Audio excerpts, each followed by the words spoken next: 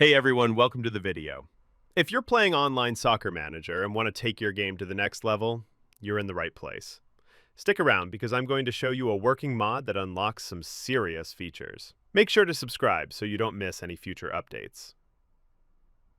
So, this version of the mod works perfectly on both Android and iOS. What makes it different is the built-in mod menu. You can open it by tapping the gear icon in the game.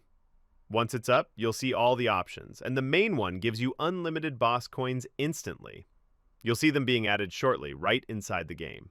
To get this mod working, make sure you're using the latest version of Online Soccer Manager. Without that, it won't run properly. I've also left a comment with the exact details on how to get access to this mod version, so don't miss that. If it works for you, let me know in the comments. I'd love to hear your experience. And don't forget to subscribe if this helped you out. Thanks for watching, and remember, you can get this mod on appheaven.top.